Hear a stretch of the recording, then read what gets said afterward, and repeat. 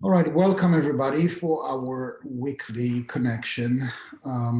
This is at least how I see this. This is our weekly opportunity to what's in the air, what's in the cosmos, to get some consciousness, to deal with life challenges, but also to take ourselves a little bit outside of the box.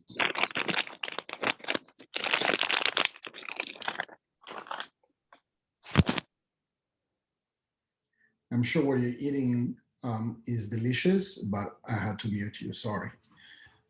So anyway, um,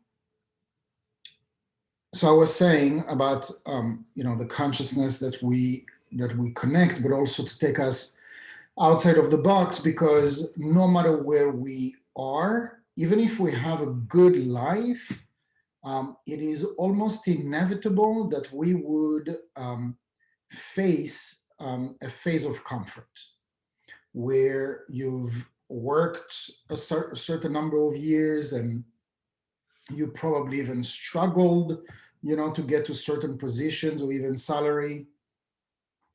And you've earned your place, you've earned your living, you've earned where you live, and you see yourself, you know, where you are until the end of times, until it's time to turn the page, and you're happy with that.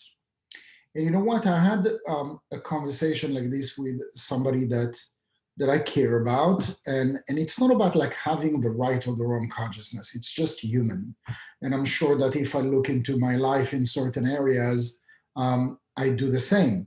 One thing or one place, one area where I do not do the same, which is be in the same place and see myself like in the same place for the next God knows how many years, is where I live. Like I've moved probably once a year, and like in the last 5 years, I probably moved 5 times. And in my nature, it's not even requiring any effort, but still to date, I still know people that haven't left where they were born, and they live in the house of generation after generation, or at least maybe like in the same city or the same town. And and that's okay. I'm not saying that there is anything wrong with it, um, but what I do want to bring to our attention is that we aren't here stagnant in the same position. Wherever that position is, we're here to grow, and we're here to grow in every area. Why are we here to grow? Like, what is the first answer if somebody says, why are we here to grow? Why can I just be fulfilled or satisfied with where I am and what I have? Why is it that I always consistently needed to look for everlasting, expansion? Why do I need to be bothered with that? In your opinion?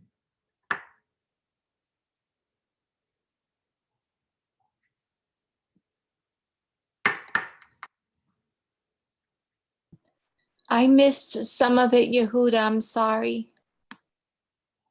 I think you caught the essential with a question. Why are we constantly faced with the same situation or tikkun? Why should we, or if somebody asks us, because in Kabbalah, in spirituality, we're always saying, the repetitive word growth. We need to expand our vessel consistently, continuously. Why do I need to everlastingly expand my vessel, expand my desire for growth and for whatnot? Why do I need to like focus my mind on that?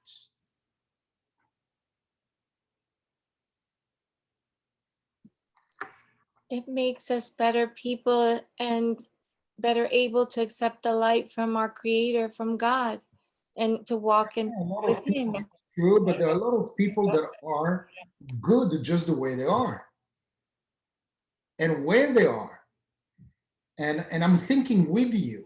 I mean, I have like an aspect of an answer, but thinking about it with you, like I'm thinking about the people that I'm dealing with and talking to, and and we had these conversations. Those people are good people and they do good things. So it has to be beyond being a good person. Why do we need to strive for everlasting growth of our vessel, of our desires, and not be content with where we are? With where we are and what we have. Yehuda, so I mean, we are here in this physical world not just to be good persons, just to reveal our best self. And if we stay on the same situation, we are in the comfort zone. If we don't go out of the comfort zone, we are never going to remove clipas, remove whatever is taking us from being our best self, revealing the essence of our soul. That's what we are here for. To I remember one lecture from Shabbat recently, and people were asking, how do I increase my vessel? And you have a vessel that is already one size, but what it keeps the vessel smaller is all the clip-ups that are preventing you from using fully that vessel. So moving out from our comfort zone, not staying on the same position, is gonna challenge us. It's gonna show us what is limiting us. And also remember this lecture from last Shabbat from Marcus Weston. He was talking, the universe is challenging you. It's giving you challenges. So you are your better self. You reveal your soul. You remove a clipot. Whatever is annoying you is helping you to see what you need to change, to improve. It's nice, but it doesn't answer my question.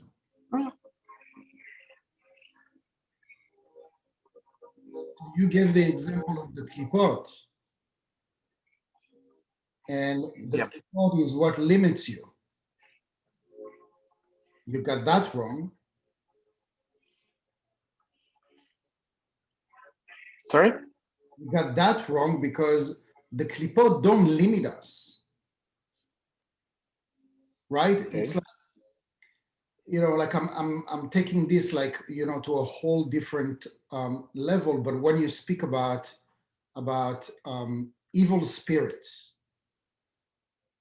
there are all sorts of lessons about evil spirits. We're not going to do a lesson about evil spirits today, but they say that there is no way to bring in an evil spirit into your temple, which is your body, or into your home, which is also your temple, unless you open the door and you invite them. And that is in principle the same with the Yetzer Hara, with the evil inclination. There is no power to the evil inclination unless you invite it and you nurture it by the thoughts, the emotions, the impulses, the reactions, the actions, etc. Those klipot are nothing unless we nurture them. So therefore, it is a misconception, it is misconstrued to say that it is the klipa that stops us from growing or expanding our vessel. The one thing, and the one thing only that stops us from growing, it is ourselves. There is nothing that is more powerful than our free will. No angels, no evil spirits, not even angel, not even like, like you can think of the most powerful entities out there. There is nothing more powerful than the free will of mankind. And so this is why, I agree with most of what you said, besides that the klipot are stopping us. Because the next thing that we're going to say is that my boss, my spouse, my child is causing me grief. So it's not the klipa, and it's not the trigger that causes me to feel grief or to feel aggravated. It is me, how I choose to react to the situation, being proactive, being reactive, etc., and whatnot, that is going to determine the outcome. The klipa or my boss is only the trigger. But the one that has the power to determine the outcome, it's always me. Going back to my question, why do we always need to focus to have this in mind, everlasting expansion? What is in its essence, always, consistently, everlastingly expanding?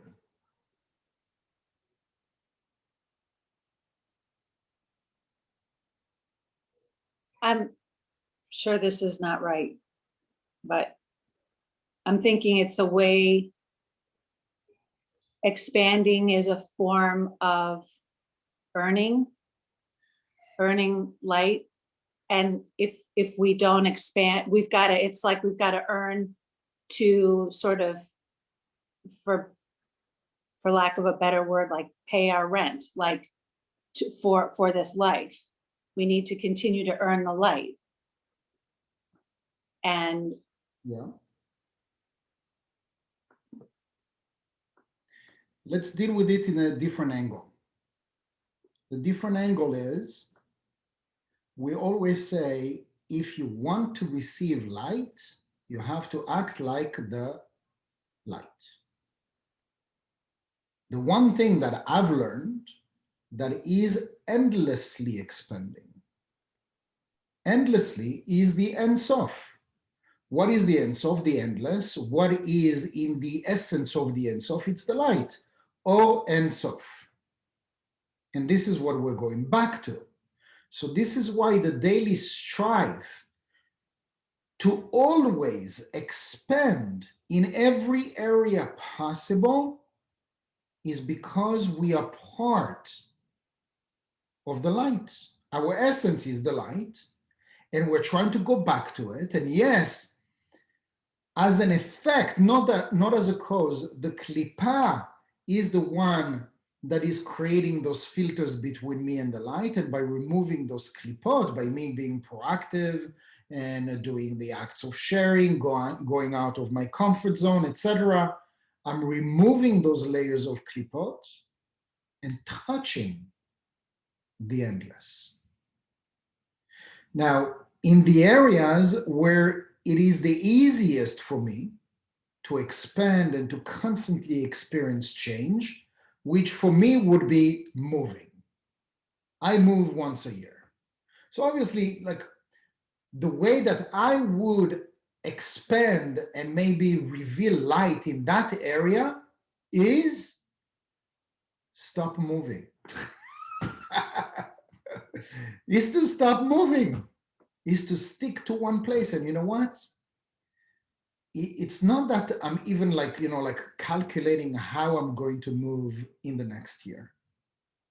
Is that it reaches a threshold and it's burning my tuches. I need to get out of here.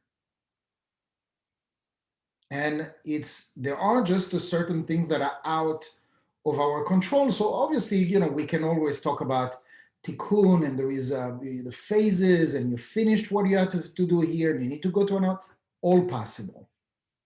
What I'm trying to say with all that is that if there is an area where it's easy for you to change, don't necessarily focus and say, yes, you see, it's so easy for me to change here. If it's too easy for you to change here, you probably are done with that aspect of tikkun or correction, and your focus to everlastingly expansion is not in that place because it's too easy for you.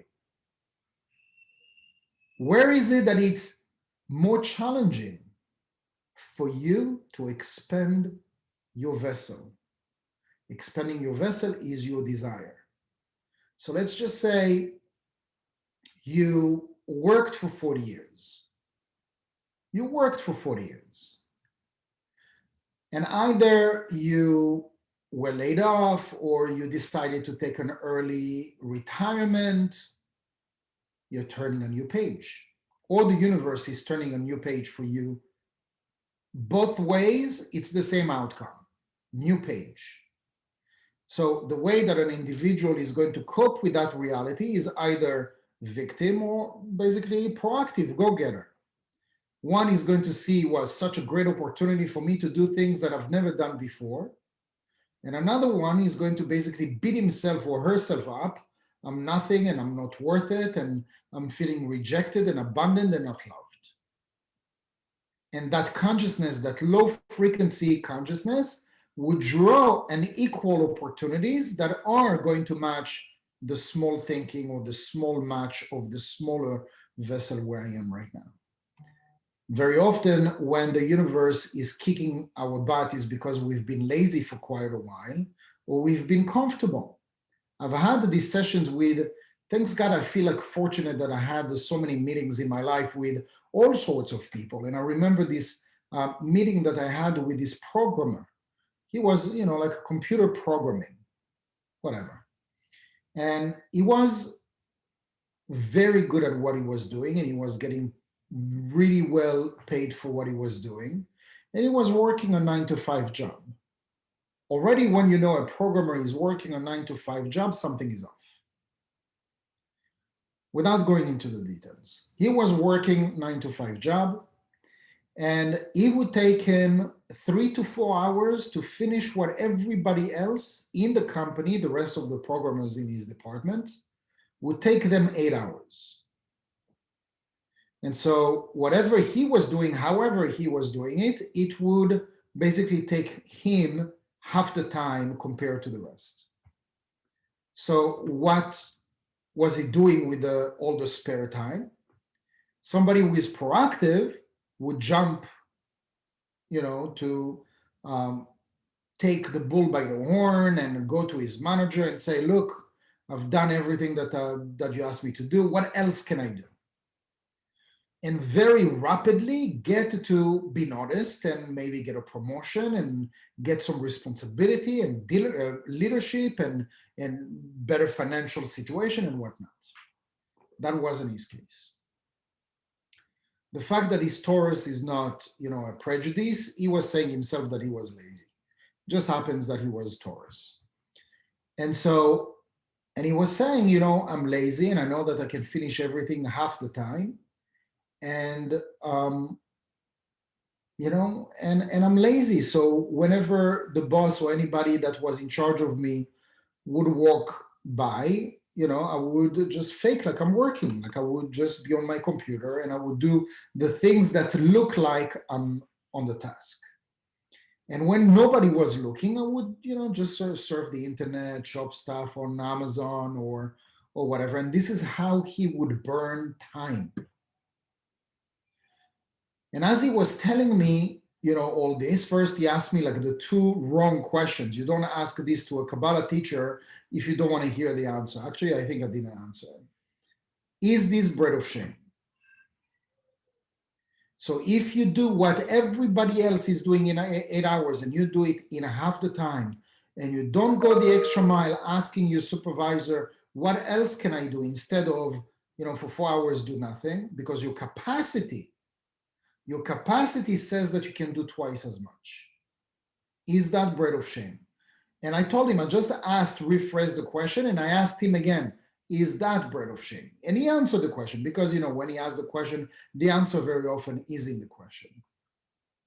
2 weeks later, he got fired, by the way, just making a long story short. Why did he get fired? Not because he did a bad job, but because the universe cannot keep you in a position where your potential can reveal as much light and you settle for less.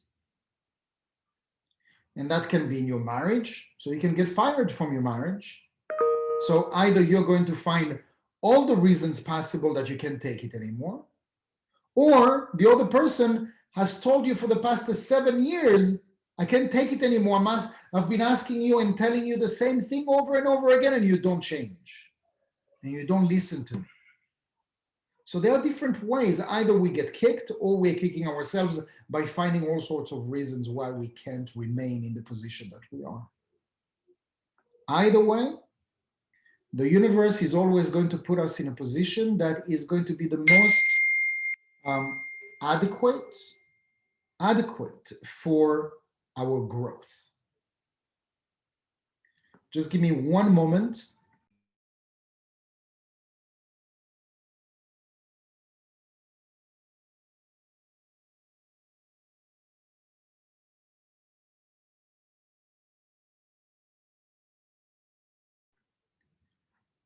Not making this up, but when your wife sends you an SOS, you have to answer. That was like a literal text message, SOS, but it can wait a few minutes or so, all good. So anyway, let's touch upon a little bit the portion of this week, which is the portion of Pinchas. Let me share my screen. Where did you go? 1 second. Here you are.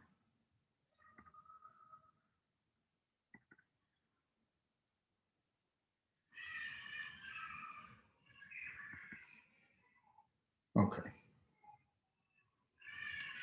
וידבר השם אל משה לאמור, פנחס בן אלעזר וגומר, רבי אלעזר פתח ואמר, שמע בני מוסר אביך ואל תשעות תורת אמך, שמע בני מוסר אביך, דע קודשא בריחו, ואל תשעות תורת אמך, דע כנסת ישראל, מהי מוסר אביך, מוסר דע אורייתא, דאית בה כמה תוכחים כמה עונשים. כדאי דכתיב מוסר השם בני, אל תמעז ואל תקוץ בתוכחתו.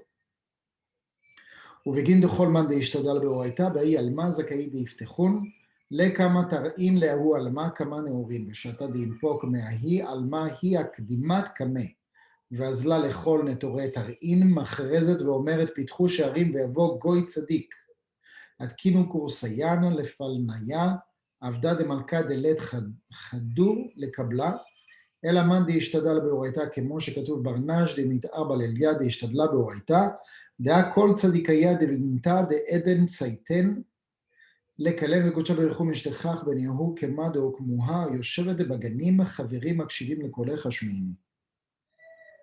מדבר השם אל משה לאמור, פנחס בן אלעזר וגומר, רבי אלעזר פתח ואמר, שמע בני מוסר אביך ואל תשעות תורת אמך.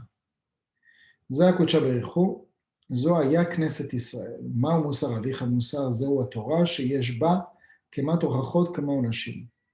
So when a person walks the spiritual path, there is an understanding of what we've always spoken about.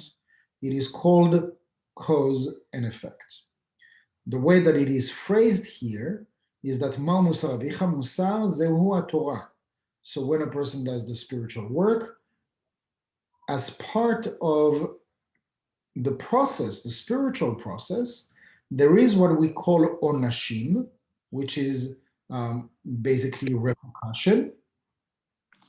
And then there is also what we call rewards. So there would be rewards and repercussion, or call it punishment, because onashim, really onesh is punishment. But really the way that we're going to experience onesh is really from our earthly, I would say, human experience. Because when we are in our spiritual body, there is no such a thing as good or bad. We really experience the reward or the punishment right here on the level of Malchut, in this physical reality. Again, once the body or once the soul elevates, and it elevates either in this world or in the world to come, then we're connecting to the holy wide truth, and we see that actually nothing really matters, and everything is good, and everything is love, and everything is compassion, etc., etc. But as far as we are concerned, we're still within this human experience, the soul that is inhabited, or the body that is inhabited by the soul, and the body is this countless of layers that is not allowing the soul to breathe freely. ומשום שכל מי שעוסק בתורה בעולם הזה, whoever is truly busy with spiritual work, זוכה שיפתחו לו כמה שערים. Is his reward or her reward is that that individual would have one or several gates that would be open for that person. Kama orot leolam hahu. And so that person would be revealed as a reward, all sorts of lights that would come with those gates. Al ken b'sha'ah sheniftar me'olam hazeh. And so once a person is transitioning to the next page, התורה מקדמת לפניו והולכת לכל שומרי השערים. And so it's interesting because it connects to this idea when a person is experiencing like near death, in a split of a second, that person sees like the entire existence or the entire life. And here we can read, Al ken b'sha'ah sheniftar me'olam hazeh, in the moment that the person is transitioning, the Torah, or that spiritual truth, is putting forward in front of that individual that is transitioning all those different gates. Machrezet ve'omeret, and is announcing to this to those gates in front of the person, pitchu she'arim ve'yavo goy tzadik. Open all those gates because there is a Holy Spirit, the soul of that individual that is coming forward. Atkinu kiseh lefloni eved hamelech. Ki en simcha lakadosh baruch hu ele b'mi she'osek laTorah. Because there is no greater joy for the Creator than an individual that is busy with the spiritual work.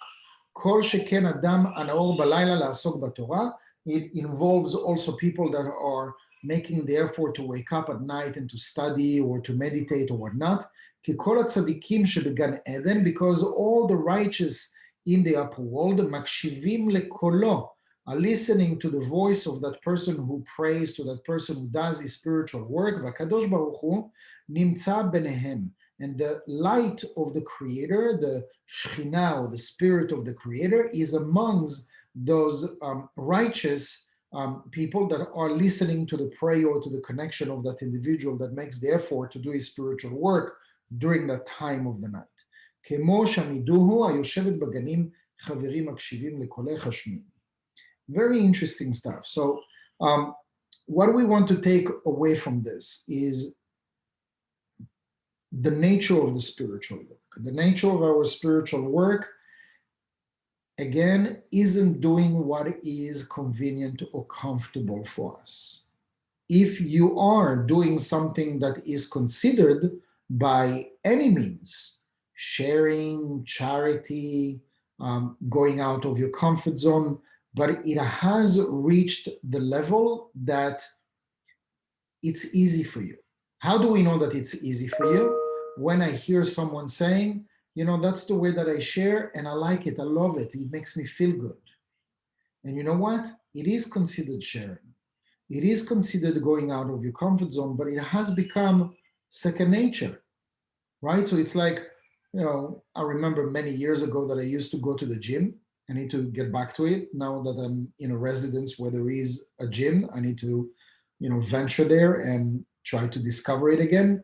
But if I was to start again, either running or lifting weight is a great example, especially after you take a break.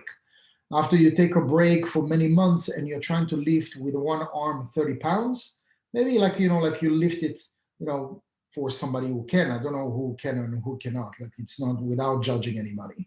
So you lift the 30 pounds and, after 5 times, maybe it's okay.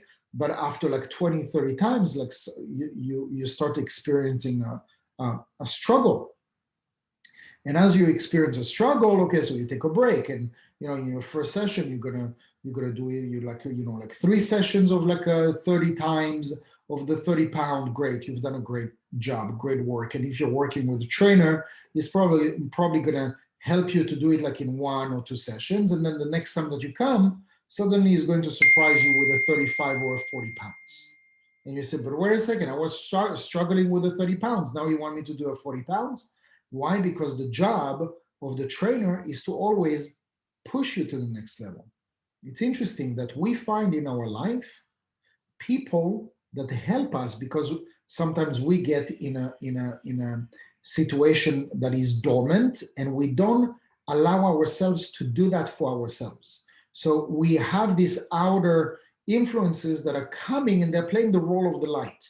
So instead of me awakening the light that is within me and playing the role of the everlasting expansion, suddenly we have a trainer that his training is to everlasting expand your capacity to lift weight or muscle. It works the same way. So those spiritual phenomenon, we can find them also in the physical, right? So this is going to be the job of the trainer. It is to expand your capacity to lift weight, or to constantly work on your capacity to overcome your own limitations and your own challenges. And we said it's not the tikkun, because we could say, oh, the weight that I'm lifting is my klipa, right? We could say that. But our role, and the only reason that the klipa was placed in front of me, is for me to overcome it, is for me to lift it, and it's for me to go beyond its limitation. It is placed by me in front of me so that I can take the best out of me. Now, we can be complacent with being in the wrong relationship, in the wrong environment, and we can blame these outer influences for being or creating my miserable experience or my limitations. But I am the one that is setting this apart from me to my greater potential, because in the first place, I agreed with my own self, with my better version of me. I want to set those different challenges so that I can overcome it. Sometimes we forget it. And so this is why we have these outer influences, such as the trainer, to remind us, you're here to everlastingly expand. And so when we're talking about Pinchas, Pinchas wasn't always Pinchas. Pinchas is a high priest, and he is a great channel of light, and we can say all those great things about him, but he didn't finish his story as Pinchas.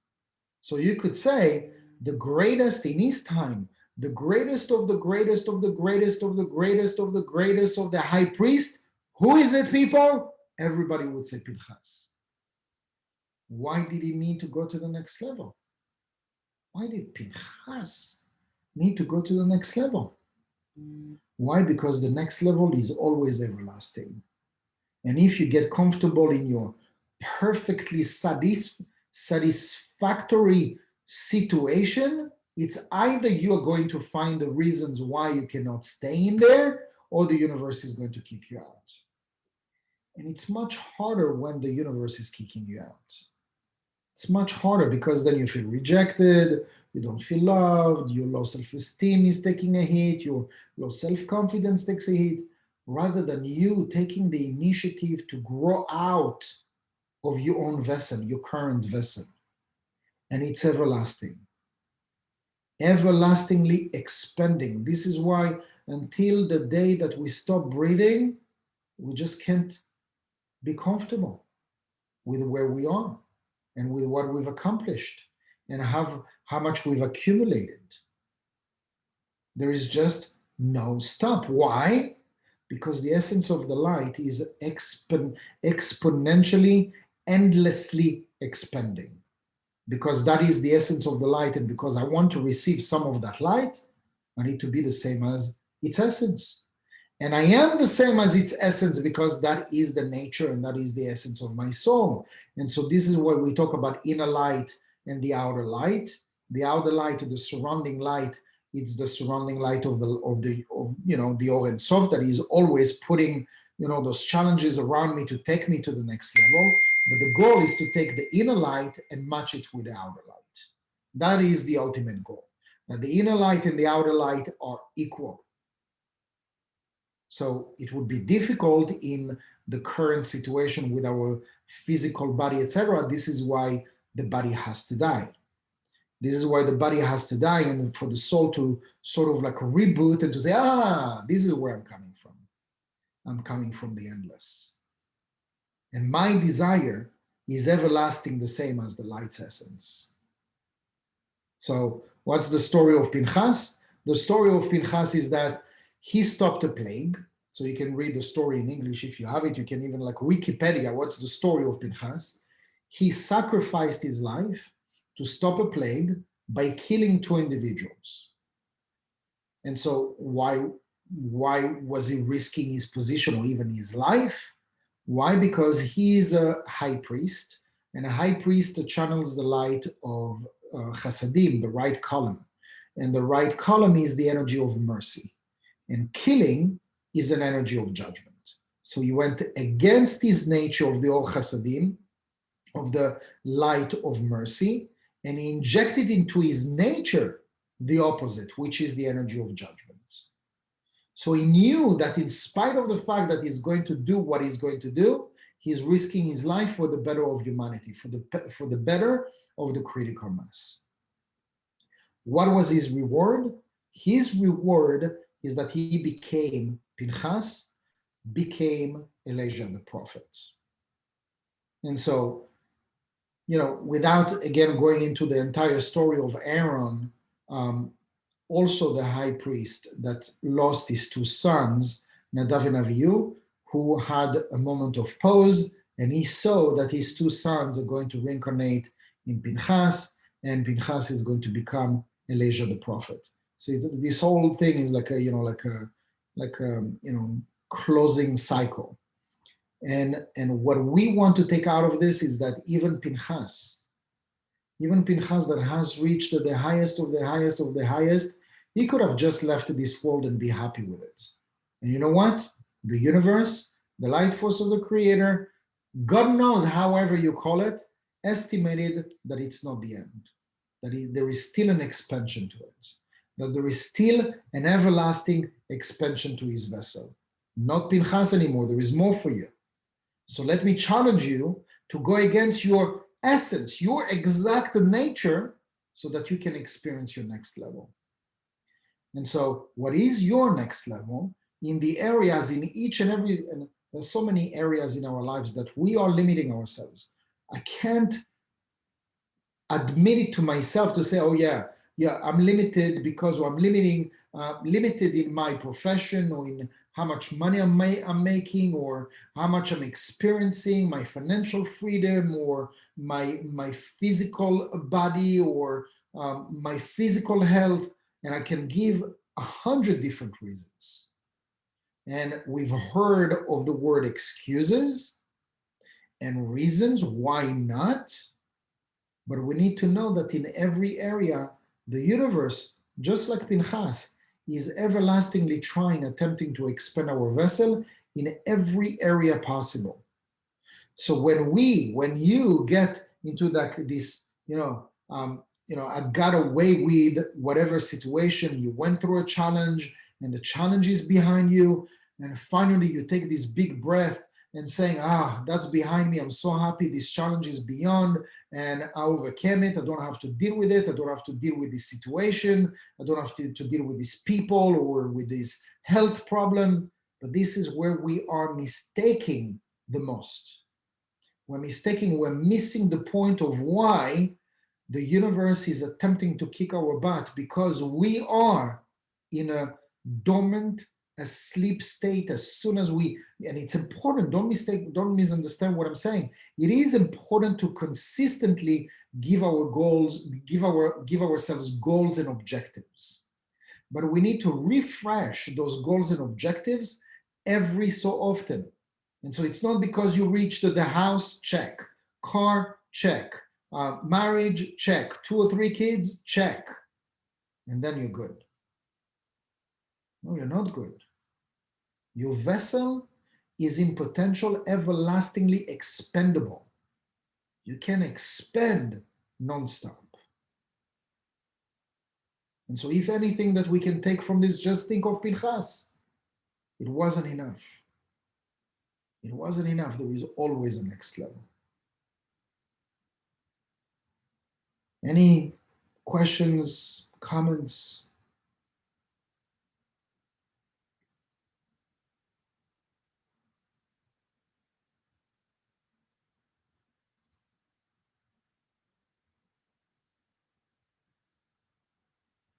Very well. Thank you very much for all of you for joining our weekly connection. And I'm looking forward for the next. Thank you, Yehuda. Thank you. Thank you. Yeah.